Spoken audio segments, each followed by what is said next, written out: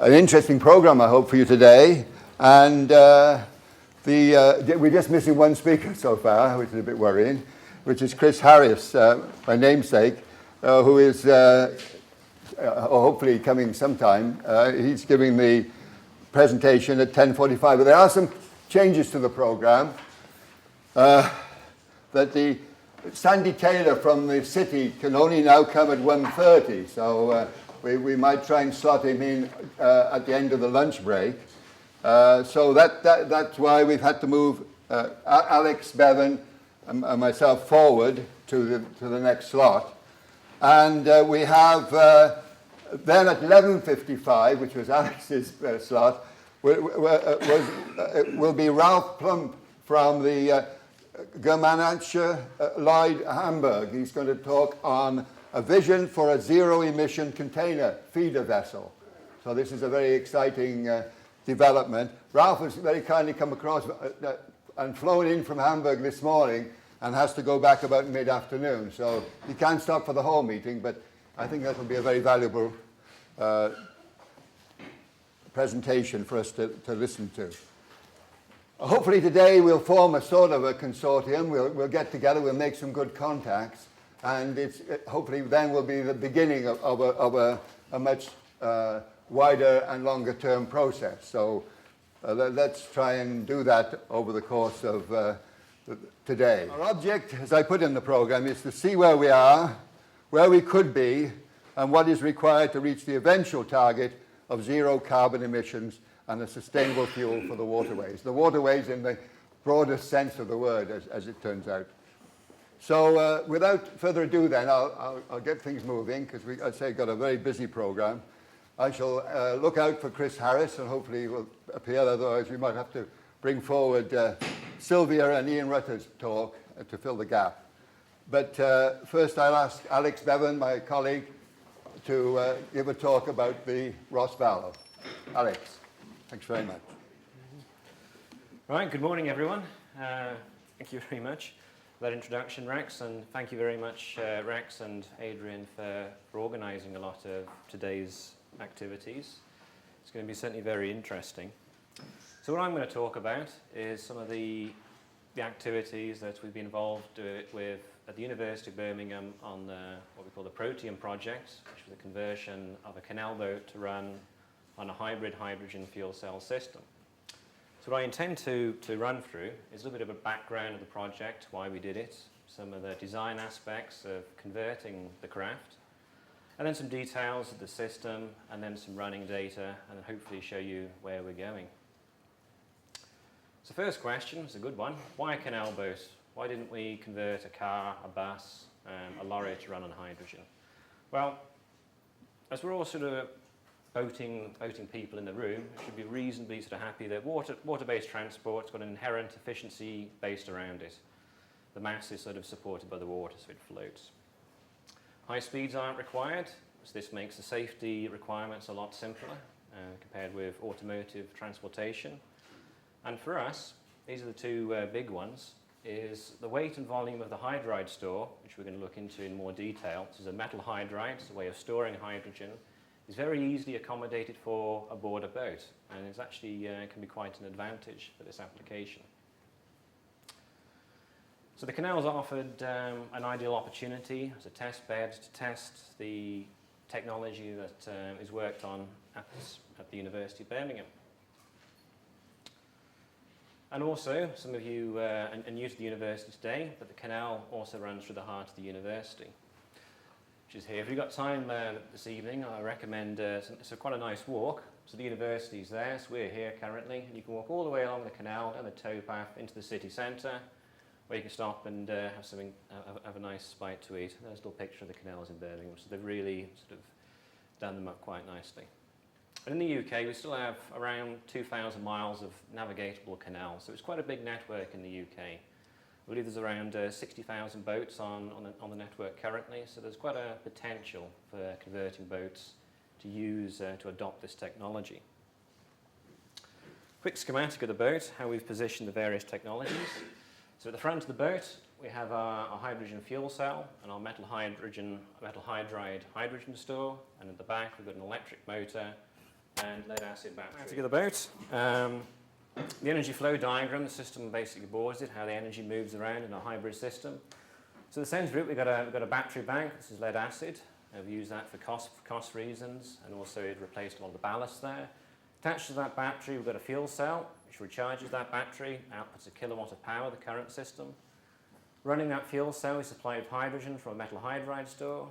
It's an air-cooled one. It gets the oxygen from the atmosphere. It produces water and, of course, electricity. Attached to the battery bank is then our propulsion motor, using a rare earth permanent magnet motor going into a sort of standard marine propeller at the back. We've also got various other sort of subsystems on there that require different voltages. So there's DC-DC converters for 12-volt systems like bilge pumps. So all the usual systems you have aboard a canal boat are still present here. Some pictures of converting the boat are our activities. So when it arrived, it was very kindly donated to us from British Waterways. So it was an old maintenance boat built in 1984, George Orwell. And you can see it was in a little bit of a state, but we were very grateful for it, and it was perfect for our application. So that arrived in 2005, craned it out. It was an interesting activity, and we worked on that certainly as a team effort. So there's various people there working away. Some of them are here now. So there's Sal, there's Mal hidden in the sort of bulkhead there, and some of the other guys sort of grinding and cutting doors and things. I think that's Dan with the sparks. And what we have is a very wonderful sort of open space there. So it's very flexible for the application. I think it's a great exhibition space and presentation area. And it was officially launched then in 2007 in the city centre. And we have sort of British Waterways former thing, Terry Tricker, Rex, and the former sort of VC. And there's Rex being interviewed by the BBC on the right. So it was quite well covered. And there's a picture of the hydride store, which fits at the front of the craft. The propeller, well, any electrochemists here sort of can recognise the little magnesium anode there to help protect against pitting corrosion. But what a lot of us are interested in is the engine, the propulsion system. So that's what a conventional diesel engine looks like aboard a canal boat. All those fans, it's a 2-cylinder Lister diesel engine, not particularly efficient. We replaced that with a permanent magnet electric motor.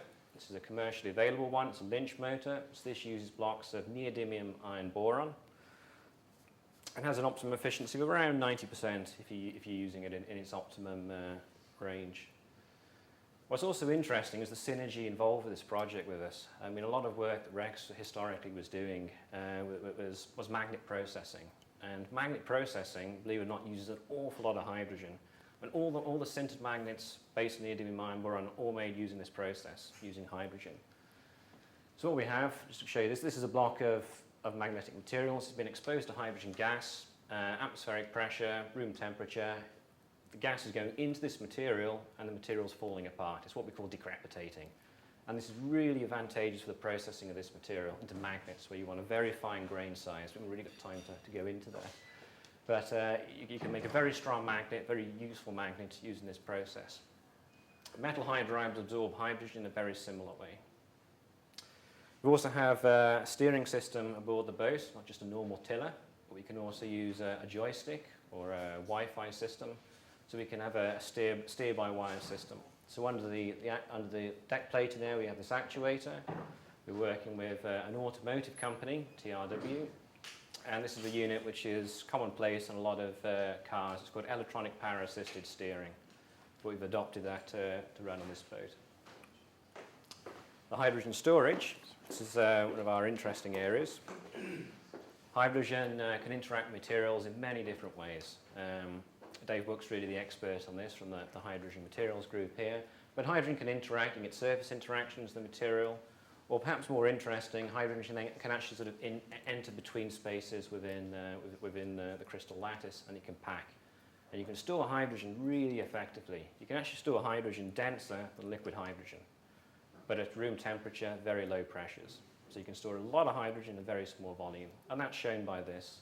Wouldn't worry too much about it. There's a lot of detail here. From a hydrogen storage point of view, there's sort of two important things from this. It's really the axes that you go away from.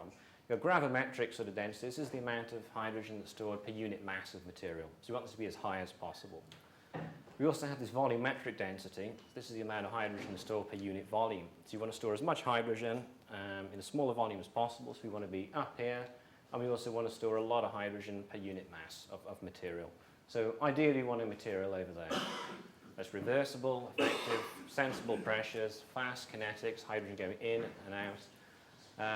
The alloy we chose for the boat sits around the left-hand side of the table, so it's up here. But it's got a very good volumetric density, not so good gravimetric-wise.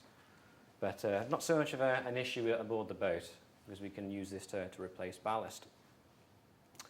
So a little bit about the hydrogen storage alloy aboard the craft. This is what it looks like as it's been processed. That's the composition, so it's an AB2 compound, it's a Larvis phase.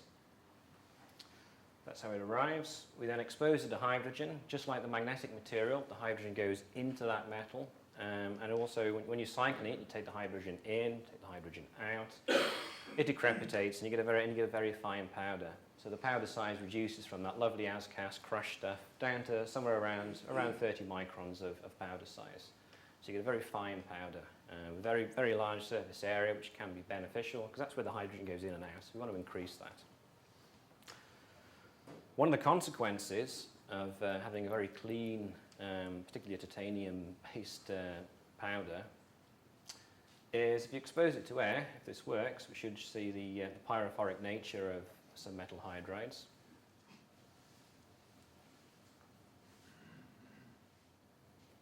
This is what happens. So we have, so it's reacting with the oxygen in the atmosphere, so it's oxidizing very rapidly. We've got a small metal fire there, which is obviously not a good thing, because that's very detrimental to the material and potentially the surroundings where this is occurring. So we've got to think about this when we design a store. We've got up to sort of 300 kilograms of this material aboard the boat. So we don't want this happening inside. That would be bad. So we need to be able to contain this in a store. And the approach that we've gone for, so that's the material. We've got a whole bunch of horizontal tubes. It's packed with this material. Why are they horizontal? Because when we saw that magnetic material absorbing hydrogen and expanding, so does this material. And you can get up to around 20% volume expansion. And you get quite high stresses associated with this. So if it's packed vertically, the material can pack to the bottom, it absorbs hydrogen, it expands, and it can potentially rupture vessels that it's contained in, depending on how the material is packaged. But if you mount it horizontally, the material can sort of freely move a little bit horizontally within that tube as it expands and contracts, the hydrogen going in and out.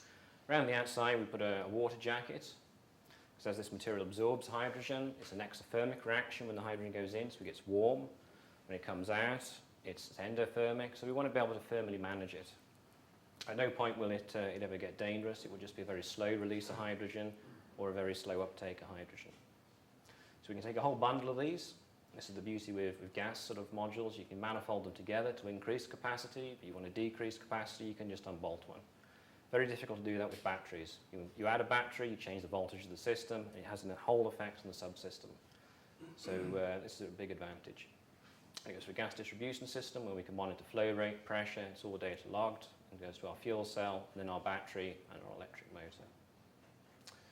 To manage the heat thermally, we've got a heat exchanger. A lot of the components for this were off the shelf.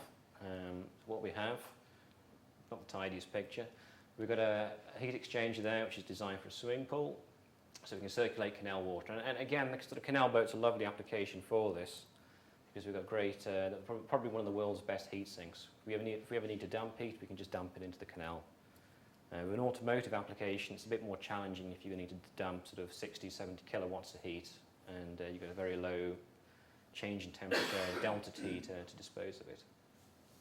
When it comes to recharging, it's a good question. How long does it take? How quickly and how easy is it?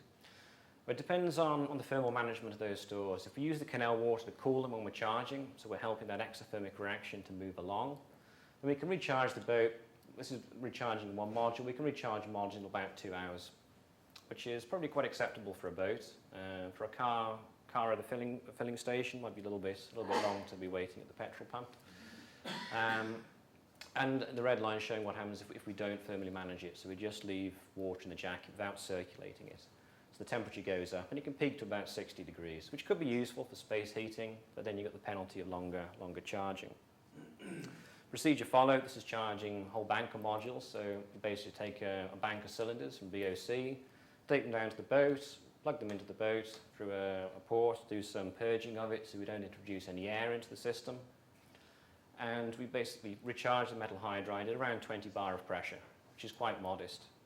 So there's big advantages to this. If we go with the more conventional option, the high pressure storage system, then you need a mechanical pump to pump the hydrogen from the outside source into the high pressure container in front, whereas we're decanting down, we're not decanting up. So for an energy point, it makes life a lot easier. And 2 hours really isn't too bad for a canal boat. One of the important characteristics, of course, of metal hydride is its durability. Like any energy storage system, like a battery. How many times can you recharge it before it degrades, before it's useless? Is there any self-discharge or anything? So, at the university, they devised test equipment to perform some accelerated aging trials on this storage alloy. What we've got here at the top, this is what we call a PCT, so this is the absorption-desorption sort of characteristics of the alloy on the boat. So as we increase the pressure, hydrogen goes into the material, follows this line, and eventually it saturates. And then when we decrease the pressure, so it's flowing into the fuel cell, pressure goes down, so it goes down the other line. And what we want to know is how many times can we go back and forth on this before the material degrades. So what they devised was a system here with sort of various valves, so we can flow gas in and out, so we can pressure cycle it and also measure that hydrogen uptake. So this is using standard industrial grade hydrogen, which I believe is 395 purity, between 30 bar and 1 bar. And you can see the exothermic and endothermic nature of it. As it's absorbing, there's a little exothermic blip, and then when you take the hydrogen out, there's that endothermic blip. So you can see the little thermal thing of it as well. But the important thing from it is intermittently we perform that measurement to see what the hydrogen uptake was, and we can see a little bit of a degrade of it. But that was over 1,300 cycles plus, and you get around 5% loss. I think you struggle to see a performance like that with any conventional battery system. I think there's lots of advantages there. I think from that we can extrapolate and say that the metal hydride will outlast the hull of the boat, which is good news. Hydrogen then goes to the PEM fuel cell. Quickly flick through some of these. There'll be talks on this later on, but a fuel cell, this is a PEM fuel cell, so it's a proton exchange membrane, it operates at low temperature. So where there's a hydrogen coming in at one side, it splits up into a proton. The proton goes through the naphion, the membrane, reacts with oxygen on the other side, produces water, and our little electron, which gives us our electrical current, our charge, goes around the grid over the top, because the membrane is electrically insulating, but allows hydrogen protons to flow through. Various catalysts on either side of that to help that reaction along. That's what it looks like in reality. It's a box, the 1 kilowatt one. It's an American system. It's basically designed as a UPS, an uninterruptible power supply for applications like the telecommunications industry. So let's have a look at some initial running trials. So this is the boat moving towards the city centre with a mailbox in the background. So this is the typical sort of power speed curves that you would associate with a watercraft. The faster you go, the more energy you need. Because the hydrodynamic drag, it has a cubic type relationship. And from this, we know how much energy we store aboard the boat. We've got 4 kilograms of hydrogen. We know what we've got in the battery. We can extrapolate and calculate the theoretical range of the boat.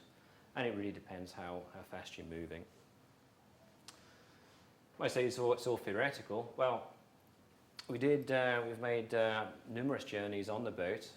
And we made one journey back and forth, there's 2 journeys, to Chester. So that's 65 miles. We managed to get from Chester to Birmingham without having to replenish our energy. We had sufficient energy on the boat because we were going at a sensible speed. Okay, it took us 5 days, but what's the rush on a canal boat when you're moving through the countryside, you could say. Certainly had some exposure on the boat, some well-known sort of celebrities. So we've had Dame Helen MacArthur and Bill Giles, the weatherman.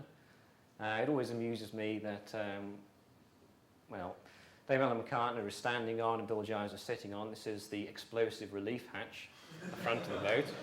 It's one of our safety features. So in theory, if there is any issue, and there never has been, certainly not with the hydrogen, that a lot of it goes up through to the top, not into the craft. But we've never had any problem. So a good question is, do we need a hybrid system? Why batteries? I think we do for this application. I mean, the typical amount of power we're using, when we're sort of cruising along into town, using around 3 kilowatts of power. And then if somebody plugs a kettle in, or somebody wants to sort of do a parking maneuver, that those power sort of requirements go up and down. So to buy a fuel cell that will cover the whole range will be horrendously expensive, and potentially not very efficient use of that fuel cell. With all the DC converters based onto it, you can tune them to a nice range, and then they like to run at that range. So a hybrid system's good for that. It keeps the costs down, and also for this application, it's great. But one of the interesting things is you need a power source in order to start the fuel cell up. Just like you start any car, like a Prius, if your starting battery doesn't work, it doesn't matter how big the battery's in the back, you're not going to go anywhere. And as I said, we need to be able to deal with the peak demands. So the fuel cell, the fuel station of the future, this is the vision here, is to be able to refuel boats and cars using hydrogen. That hydrogen will be made by electrolysis from green renewables, such as wind, PV, surplus energy on the grid. Produce that hydrogen, store it, go into road transportation. It could be used to shore up the grid if it's required, and also to refuel canal boats that we hope you'll see in the very near future. So I've gone through that quite quickly. We've got more time for questions, but thank you very much for your attention. And there's a whole series of acknowledgements with this program that we've been very grateful for. So thank you very much.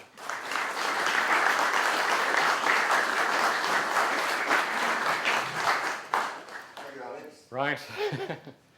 We should say, of course, that the store was designed and built for us by our colleagues at EMPA in Switzerland, and Andreas, Zuttel and his colleague Bevan are here today, and we'll be talking later. So that did involve quite a close collaboration between them. Yeah, of course. Okay, so does anybody have any questions for Alex? Yes, please.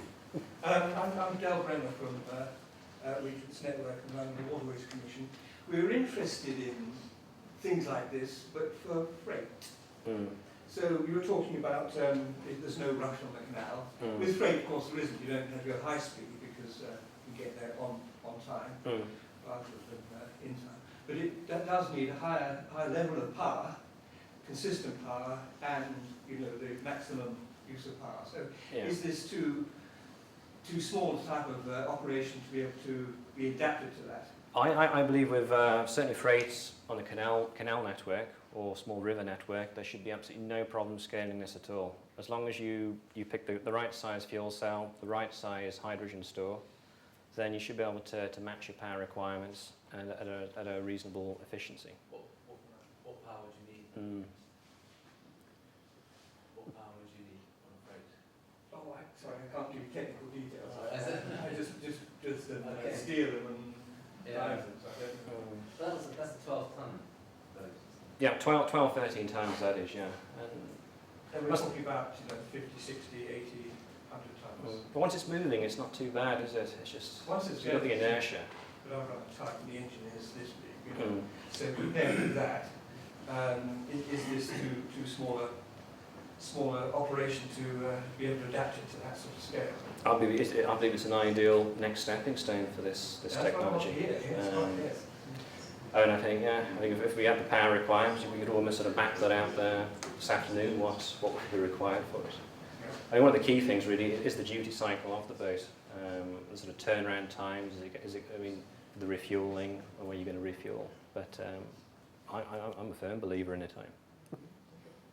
Because the virtue of having an electric boat is silence as well. I mean, it allows you to do a lot more things and watch the wildlife more than you would with a diesel. We all live together, yeah. And of course you do ingest a lot of particulates when you're in a lock or in a confined environment with a conventional engine.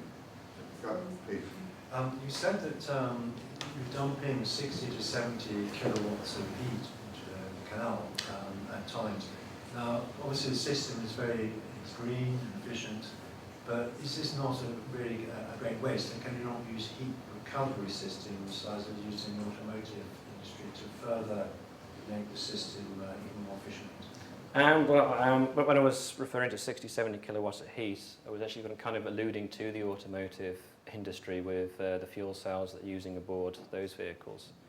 In terms of kilowatt hours that we dump into the canal, I can't remember how that works out. But you're absolutely right. I mean, with that graph, I don't remember, if we were charging the metal hydride, we can get up to 60 degrees of temperature out.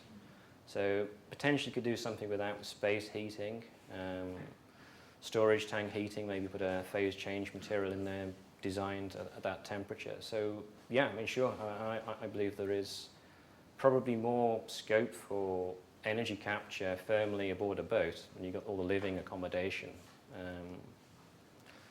than the automotive area. And if you don't cool it down, is it like, I know I'm being devil's advocate here, because I mean, I think it's lovely, don't get me wrong, but if say you had a failure in the cooling system, would it go into a kind of chain reaction overheating itself, where you need your explosive hatch? Oh, there's absolutely no danger of that. In fact, if there was a failure in the cooling system during recharging, the charging rate would actually slow down. Because that's it's difficult to go into all the details. But with these metal hydrides, they have what they call plateaus. Do you remember that sloping one with the real material? Oh, there it is. But temperature, I mean, this is measured at room temperature, but if we increase the temperature, this plateau increases. Right. And in order to get the hydrogen to go in, you've got to be above that plateau for it to be absorbed into the material. So if the cooling system failed, the hydrogen just wouldn't go into the material at all. It would just sit there at whatever pressure that you're charging it. There wouldn't be any flow. And likewise, when you're discharging, if the cooling sort of leaked all over the place, the hydrogen flow rate would decrease. And we've done one trial in the lab where we've simulated what would happen if basically the end of the cylinder fell off. Something that's not likely to happen in a canal boat, the speeds that you go out, the way it's contained. But if the valve fell off, which is almost unheard of, we've monitored the flow rate. Yeah, okay, there's a whoosh of hydrogen out, but then it slows down really fast. For about 3-4 minutes, it's a trickle. It's not like a high-pressure cylinder where if the end fell off that, it's going to give you a real boost in the canal. I mean, I believe that metal hydrides, you avoid the high pressures, which is great. Recharging them is a lot easier because you haven't got all the equipment required to pump up the hydrogen to decant it into the boat. And I think there's a lot of in-bed sort of intrinsic safety with the material. But it's a good question, yeah. Jim. Hi, I'm Jim Anderson. I work for a company in Scotland who own about 30 ferries. Just a quick question. We've a sort of big new build programme for ferries, and all our ships will be, certified by a classification society such as Germanischer Lloyd's and the UK flag MCA. How did you go about getting certification for this vessel? Just to say it's something new and novel, to say it's safe. I don't know, team leader answer that. That's an ongoing process. We're still on trade plates at the moment, and so we're waiting for a safety sort of certificate for the whole thing. But we've got quite a lot of experience now, of course, of safe operation, and we have propulsion. When we're talking about propulsion of vessels, the rough idea is, or basically, generally speaking, it's much better to have an electric motor on a propeller than to have a combustion engine. Of course, an electric motor delivers 100% torque with revolution zero.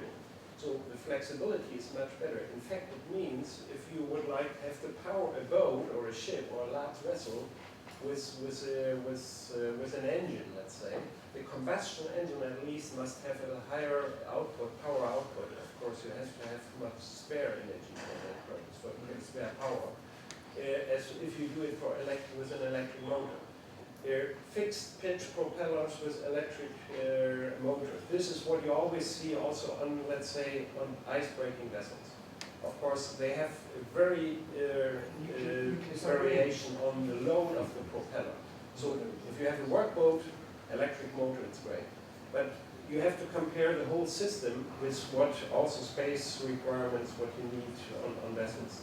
Just we need details, technical details, and then we can make a concept. And I think this is very important. Not first talking about the price, but then first making a technical concept and then calculating the price, also of the hydrogen. Yeah. Okay? Oh, yes. What was the component costs and the running costs? Oh, wow. Well, from the hydrogen storage point, we were very, as Rex has mentioned, we were very kindly donated the hydrogen store from EMPA over in Switzerland. As for the fuel cell, we got quite a good deal on that, good exchange rate from America. I believe that was around 5k, was it? 3,000. Around 3k for the fuel cell. It was a good exchange rate then. Yeah. But we haven't done a full full economic analysis of the. We just feel that technically it's been really very positive, successful, I think. But economically, I mean, Peter raised the issue of the reliability of the fuel cell, and I think that's always that's an ongoing issue as to. I mean, a diesel engine, you buy one diesel engine and that'll last you the lifetime of the boat pretty much, I think. So that's certainly not the case for a fuel cell. And so the cost of the fuel cell and reliability of the fuel cell will have to be improved quite considerably before it becomes comparable in that sense. But you do have all the issues, the health issues around diesel fuel as well as resource availability. So there are issues which we don't cost into the economic models at the moment, of course, in the absence of any sensible carbon tax. But I think maybe the biggest issue is the fuel cell. Rex, I think I would disagree badly with that comment that diesel engine